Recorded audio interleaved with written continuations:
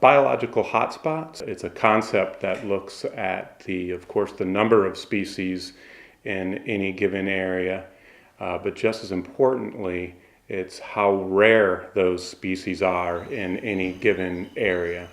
So when you look at the number of species and combine them with a weighted index of rarity, there are 5 places in North America that pop out.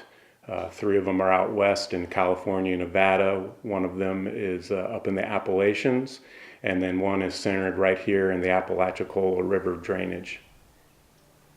So the Apalachicola River hotspot, the biodiversity hotspot, it affects both plants and animals. The biodiversity and just the ground cover in a small area like a square meter, the diversity in that small area is rivals the species richness in the tropics. The longleaf pine habitat provides the neighborhood for species like the gopher tortoise and the red-cockaded woodpecker. It once covered 90 million acres, and due to the fact that the range of longleaf pine has been reduced approximately 95%, yes, it's one of the rarest natural communities in North America. There is currently a robust effort going on. We're about midway through a region-wide restoration plan for longleaf pine. The Nature Conservancy in northern Florida has been working with Torrey State Park for getting close to 10 years now to provide assistance to them with their longleaf restoration and ground cover restoration project that we developed here on the Apalachicola Bluffs and Ravines. My name's Aaron Miller. I'm the park manager at Torrey State Park. Back before, when we were heavy longleaf pine all through the southeast, lightning strikes during the burnt growing season, May and June, July. That's our wildfire season usually during pretty much all of Florida anyway, and Georgia and Alabama, the southeast. You had lightning strikes and they would just burn up thousands and thousands of acres. It helped the reproduction of wiregrass seed and helped the trees clear debris. In the Apalachicola region, the soils are particularly poor, which brings the importance of prescribed fire into focus. As this really diverse community grows, it is constantly recycled by fire every 1 to 3 years. So those very finite, rare nutrients that are in the soil are released, brought back into the ground so new growth can continue to use them.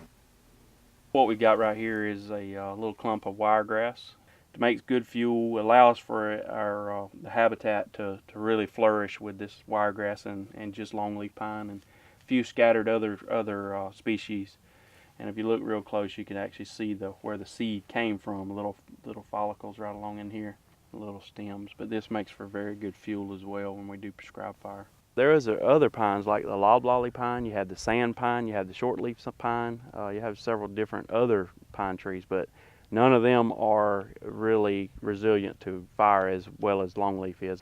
This here, what we're standing next to, it was a turkey oak. It was burned back in May. It hasn't had opportunity, a growing season yet to come back.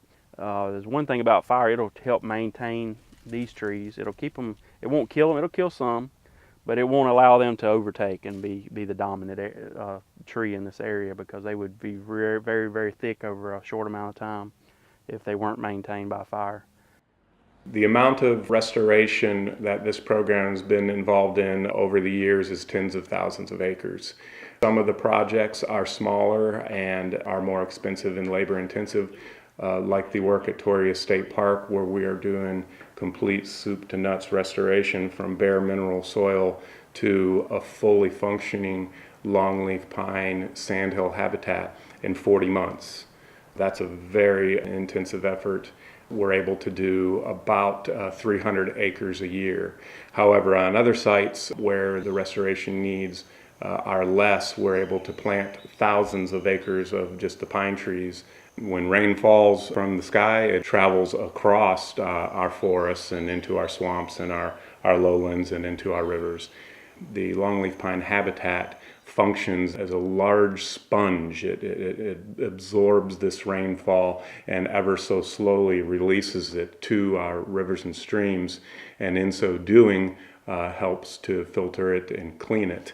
So what is done in the uplands, whether it is center pivot agriculture or tree farms or cotton fields or pine forests, that has a lot to do with the health and the water quality and quantity that goes into the Apalachicola River.